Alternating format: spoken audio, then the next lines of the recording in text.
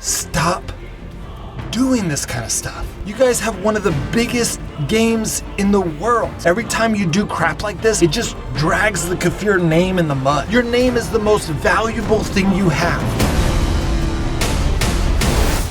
When I first started Fort Moss in the beginning of Season 3, I was like many of you guys really excited to finally be able to compete with other players in the game. I worked really hard at it for almost 2 hours, and then I realized that the resources I was spending to do the event were not going to be worth the rewards, so I stopped. To my surprise, I was already in the top 5%, and to an even bigger surprise, I stayed in the top 5% for over a week. But then when I thought about it, I realized that Last Day on Earth has had over 100 million downloads, and based on revenue stats, I would predict they have less than 500,000 active players. But even if they have 5 million active players, that still puts all active players in the top 5%. So in that case, it made sense that I was still in the top 5% after a week, even though I had only put 2 hours of playtime in, because all active players are technically in the top 5%. But as you guys could probably guess, I did not end up in the top 5%. After a week, I started to drop in rank. One time I checked, I was in the top 25%, another time I was in the top 50, and it kept going down and down. And by the end of the season, I was only in the top 95%. When I first started dropping in rank, I assumed the best of Kafir that they were only counting active players and that I was dropping in rank to active players, or only competing with players that had started the Fort Moss challenge. But once I dropped below the 75% mark, and especially when I ended up around the 95% mark, it was clear that something was off, because I know that I did not get beat by even 75% of other Fort Moss players. I know this because I have a YouTube channel full of Last Day on Earth players, and I know how they think. I would guess that 50% of them stopped playing before they finished round 5, and another 25% before round 10, which is roughly 6,000 points. This is largely because Last Day on Earth has a lot of casual gamers, but also some players just don't like to do that type of event, so they go farm resources instead. Also, other players might have been like me and realized that it probably wasn't going to be worth the resources they were spending. So I knew something was wrong, but I wasn't quite sure what it was. Then Starsnipe posted his video claiming that hackers ruined the Fort Moss challenge. In his situation, he was in the top 5% early, getting the maximum available points each day, and spending his vast amounts of resources on high-level walls so that he could stay in the top 5%. But then at the end, he got bumped out, meaning that a lot of people were making more points per day than the maximum amount you could make. The logical explanation that he came up with was that hackers and modders were able to get more than the maximum points each day to bump him out. This was readily accepted by the community because tons of other players had similar stories. In fact, this was a very big topic in my recent interview about cheating with Ruckus and Manders on Twitch. If you want to hear that interview, you can watch the whole thing on Ruckus's new YouTube channel. But even though this is a very smart theory, the problem with it is that those hackers would have had all metal walls and completed everything on the first day of the competition, which would have bumped all of us out of the top 5% within the first day of the event. So after thinking about it for a while, I finally figured it out. And I'm gonna be honest with you guys, it's gonna make some of you really angry. So if you don't want to be angry, I don't recommend watching the rest of this video.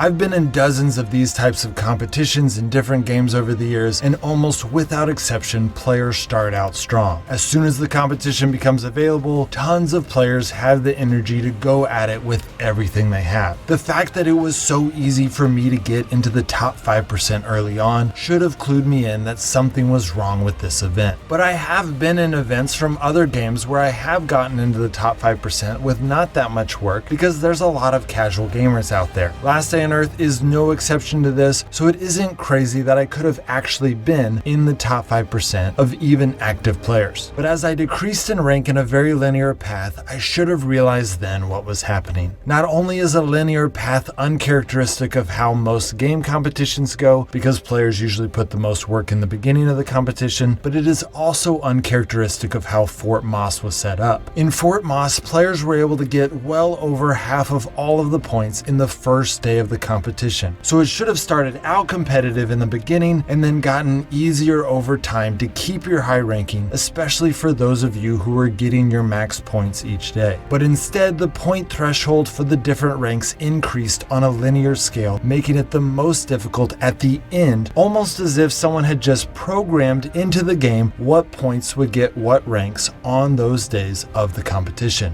This would be typical of Kefir in some ways because it would allow them to control what rewards you were given for the amount of work that you put into the competition. But it would also mean that the competition was completely fake and just programmed in there to look like a competition. This would be a very lazy move by Kefir, but more importantly, it would be incredibly deceptive to encourage players to compete with their resources when the whole thing was actually rigged according to their algorithms. So because of this, I would never accuse Kefir of doing this unless I was incredibly confident that this was in fact what they did. So let me share with you real quick 3 more reasons why I am confident that this is what they did. To recap what I just said, the first reason that I know that they did this was because points needed to get the different ranks in Fort Moss increased in a linear line, counter to how game competitions normally work, but more importantly, counter to how Fort Moss was set up, since you could get well over 100,000 points in the first day if you had the coins or gas to do so. The second reason that I know that Kefir programmed this in there instead of making an actual competition is because of how many points were needed for each rank at the end of the season. Here is a breakdown of the points needed for each rank of both competitions, which was put together by the Last Day on Earth YouTuber Manders. She did a great job watching tons of videos and reading tons of posts to get all of this information for me, so big shout out to her for doing that. In this write-up, you will see that players reported that to just get in the top 75%, you had to have over 80,000 points. 80,000. So that is saying that 75% of all Last Day on Earth players got over 80,000 points. I don't know if you guys have been in these types of competitions, but go look at the leaderboard of any other game and you will see something that looks a little bit more like this. This is the leaderboard of a competition that Dawn of Zombies was doing at the exact same time as the Last Day on Earth Christmas event, and you will notice that the top 1% have tons of points and it trickles down exponentially because casual gamers just don't put that much work into competing, making anyone who actually competes have a really good chance of ranking really high. In contrast, when you look at the numbers for Last Day on Earth's Christmas events, which is our most accurate data, you will notice a perfect exponential curve, just as if someone had manufactured it. Whereas if you take the data from any other competition, you will see the data always looks more like this because casual gamers give up quickly, whereas avid gamers will keep pushing towards that top spot. In Fort Moss, I stopped at 10,000 points because I realized it was costing more resources than it was going to end up being worth. So while it's crazy that I stayed in the top 5% for over a week, it's even crazier to think that almost 95% of Last Day on Earth players spent more time and resources than I did. That's just not how game competitions work. Rather, what it looks like is that some dev calculated all of these amounts based on a ratio of the maximum amount of points without a realistic understanding of how these game competitions go. They calculated it poorly on what should be required for the top 5%, which is why committed players like Starsnipe got bumped out, and then they made an even worse calculation on the requirements to be in the top 75%. So that is the second reason I know that Kefir just calculated it rather than making an actual competition. The third reason I know this is because there is no actual leaderboard. You couldn't see who was making what points to know who you were competing with because they weren't actually keeping track of how many points everyone was making. Keeping track of everyone's points does require a substantial amount of infrastructure and programming, but once you do that, creating a leaderboard is really easy. You're basically just creating graphics for the info you've already gathered. So if Kefir had put in the infrastructure and work into actually tracking our numbers, it would have been almost no work for them to then translate that into a leaderboard for us to see. which also would have allowed us to see these mysterious people who were taking the 5% spots. So a leaderboard is not only the most rewarding and inspiring part of keeping track of our numbers, but it is the easiest part on the developer's end. So if they had gone into all the work of tracking our numbers, they would have likely finished the last and most rewarding step. But the fourth and final reason that I know Kafir pre-programmed these fake competitions instead of making real ones was because of Vigilante's post on Discord on December 23rd, where he says, "We are aware of your concerns about the ranking and cheaters. First of all, we would like to assure you that the unfair means of gaining points used by some dishonest players will not affect your position in the ranking and the number of rewards you will receive by the end of the season." This was a dead giveaway. If they can assure us that cheaters are not affecting our ranking, then they are somehow not counting our points next to the points of cheaters. But if they knew which points were the cheaters and which ones were ours, then they would just ban all of the cheaters, right? See where I'm getting at here? Since they can't tell who the cheaters are, only way for that statement to make any sense would be if our rankings don't really have to do with a comparison of each other's points. And then he removes all doubt in his next statement when he says, "Another concern is related to the ranking system itself. We see your feedback and prayers, so its improvement is included in our plans for the future." Guys, if hackers aren't part of the problem, then why would you need to improve the system?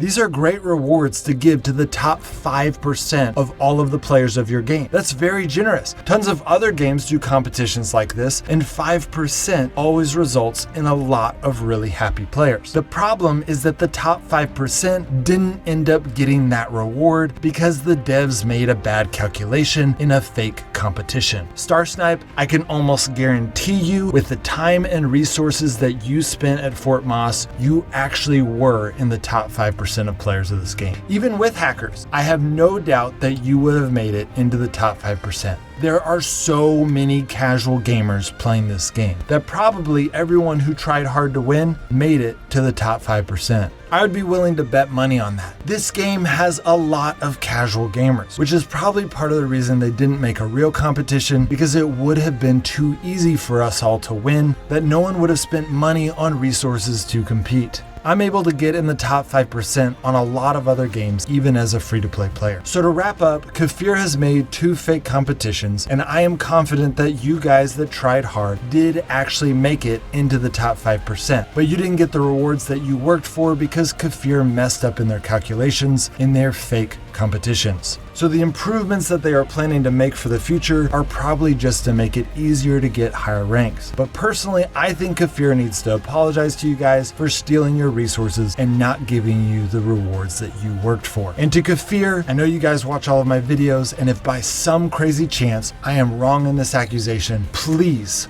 prove me wrong, and I will apologize publicly. But since the evidence is overwhelmingly damning, I just want to say, stop doing this kind of stuff. You guys have one of the biggest games in the world. You don't need to do this kind of stuff. I know you can do better than this. I've seen it in your other games like Grimsoul and Frostborn. The last few updates you've made in Frostborn have been amazing, and I can't wait to see the world's reaction when you finish that game and release it globally. But how can you expect players to try Frostborn if you don't value the Kafir name? Every time you do crap like this, it just drags the Kafir name in the mud. Your name is the most valuable thing you have. Because right now, Last Day on Earth is both the first and most popular type of this game, but as games like Dawn of Zombies continue to make great updates and noticeable improvements, they start taking more and more of your player. I see it on YouTube. Those videos keep doing better and better, and while they still have a long way to go to catch up to you guys, they are catching up. And if someday you ever lose that title as the most popular, then who will be loyal to you if you don't have a respectable name? Perhaps that day will never happen, but if it does, I fear your haters will grow exponentially.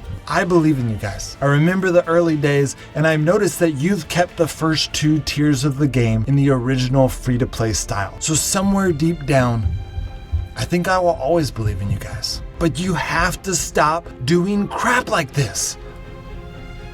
We're always gonna find out eventually. But unlike some of the other things that I've exposed you on where I've been able to find a positive way of looking at it, I don't see any positive in this. This was just wrong. It was just wrong. I'm out.